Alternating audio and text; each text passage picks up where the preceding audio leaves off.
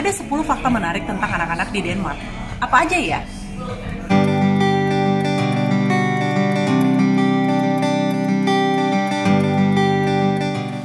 Hai, selamat datang kembali di channel Mami Chloe. Apa kabar? Mudah-mudahan kalian semua yang menonton sehat ya.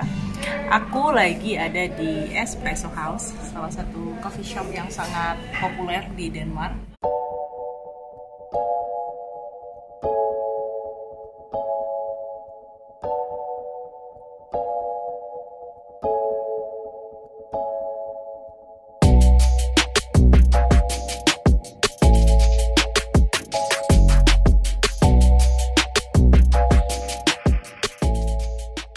Hari ini aku order salted caramel latte, rasanya enak banget tapi yang dingin. Aku mau kenalan singkat dulu, nama aku Marisha Utasoid, aku adalah seorang ibu dengan 2 orang anak. Pada saat ini kita sedang tinggal di Denmark. Di Denmark hari ini adalah hari terakhir sekolah sebelum summer holiday atau sebelum tahun ajaran yang baru. Dan di video kali ini aku pengen share ke kalian ada 10 fakta menarik tentang anak di Denmark. Fakta yang pertama, di Denmark, satu hal yang sangat biasa sekali untuk kita melihat anak kecil, baby, itu tidur di luar rumah. Ya, di luar rumah, tidur siang ya. Apapun musimnya, baik itu winter, summer, spring, autumn, mereka dibiasakan untuk dari lahir tidur siangnya di luar rumah. Apa mereka taruh anaknya di luar? Karena menurut mereka udara luar itu jauh lebih sehat ya dibandingkan dengan mereka tidur di dalam rumah. Dan selain itu mereka anak-anak kecil ini juga dibiasakan sedini mungkin untuk mengenal alam gitu.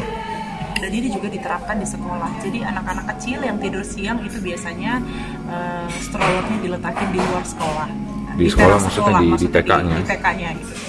Fakta yang kedua, hampir semua toko roti atau bakery itu memberikan roti gratis untuk anak kecil. Kayak kakakku ini, hampir setiap kali pulang sekolah dia pasti mampir ke Footex, ke bakery-nya untuk minta roti gratis. Dan ini bukan hanya di Footex, di semua toko roti anak kecil boleh meminta roti dan ini gratis. Fakta yang ketiga, anak-anak di Denmark sejak usia 6 tahun, bahkan ada yang sejak usia 5 tahun sudah diperbolehkan untuk pulang sendiri ke rumah dari sekolah.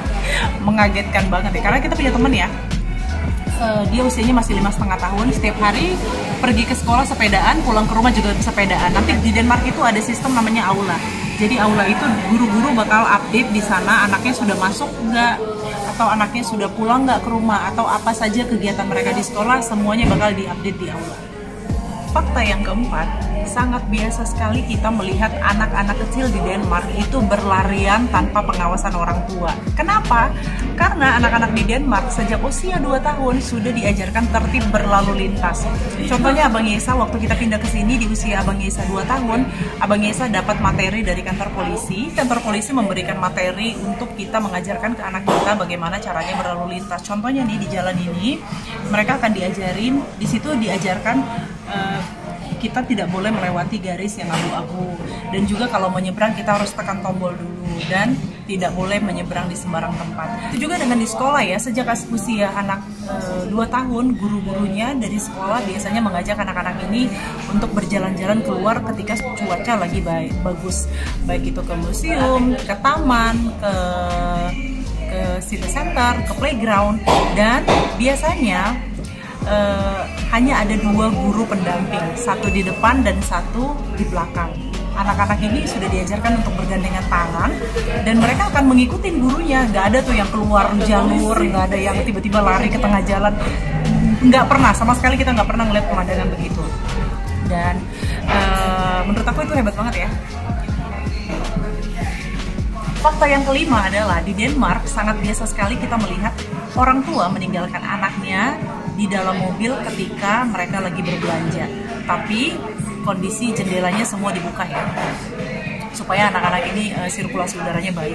Kalau di Indonesia ini kan sangat tidak mungkin ya dilakukan, bahkan mungkin di beberapa negara yang lain ini kalau kita lakukan kita bisa ditangkap sama polisi kalau kita meninggalkan anak di dalam mobil ketika orang tua lagi berbelanja. Tapi bukan ninggalin kira-kira 2 jam atau 3 jam ya. Misalnya kita mau ngambil belanja kira-kira 20 menit atau setengah jam. Itu sering sekali kita melihat di parkiran anak kecil tinggal di mobil aja. Dan ini juga berlaku ketika orang tua lagi duduk-duduk di coffee shop atau duduk-duduk di restoran. Ketika anaknya tidur, mereka akan tetap membiarkan strollernya di luar. Kita pernah tanya sama teman kita, kenapa anaknya di luar, kenapa nggak dimasukin aja, kan pintunya besar. Mungkin untuk beberapa restoran yang pintunya kecil agak sulit memasukkan stroller, tapi di sini pintunya rata-rata besar semua, kenapa nggak dimasukkan? Dan buat orang-orang di Denmark, itu justru pertanyaan yang cukup aneh ya. Kata reaksi mereka justru aneh banget. Emang siapa yang mau culik anak kecil di Denmark? Kita tukeran bangku dulu karena sekarang udah mulai silau mataharinya. Fakta yang keenam adalah 90% anak-anak di Denmark itu mengikuti SFO atau daycare after school, atau ada juga daycare before school. SFO ini adalah suatu tempat di mana kita bisa menitipkan anak kita sebelum jam sekolah ataupun setelah jam sekolah. Jadi pemandangan yang sangat biasa sekali kalau kita melihat kadang-kadang anak kecil ada yang masih pakai baju tidur berangkat ke sekolah, dan juga banyak sekali anak kecil yang mereka pulang sekolahnya jam 4 sore, setengah 5, atau bahkan maksimum jam 5 sore, tergantung dari jam berapa orang tuanya selesai bekerja. Di SFO ini banyak sekali kegiatan-kegiatan yang anak-anak bisa ikutin, baik itu mulai dari nonton bersama, terus bikin kue, dan juga mewarnai bersama, main catur, dan aktivitas-aktivitas yang lain. Yang pasti semua anak-anak sangat senang sekali mengikuti SFO. SFO ini untuk anak-anak sampai dengan kelas 3 sekolah dasar atau kelas 3 kalau di Denmark. Karena buat orang-orang di Denmark setelah 10 tahun atau 11 tahun mereka sudah cukup aman untuk ditinggalkan sendiri di rumah. Sebelum aku lanjut untuk fakta yang ketujuh, aku pengen tanya dulu nih sama kalian. Kira-kira kalau aku tanya, kalian masih ingat nggak teman waktu kalian duduk di bangku kelas sekolah dasar? Mungkin sebagian dari kita itu sangat sulit mengingat ya siapa teman-teman kita waktu kita SD. Tapi tidak begitu dengan di Denmark. Kenapa? Karena orang-orang di Denmark, anak-anak di Denmark akan memiliki teman-teman yang sama sampai ketika mereka beranjak usia dewasa. Anak-anak ini ketika mereka dari nursery, mereka semua akan pindah ke sekolah yang sama, ke kelas yang sama, sampai mereka usia SMA.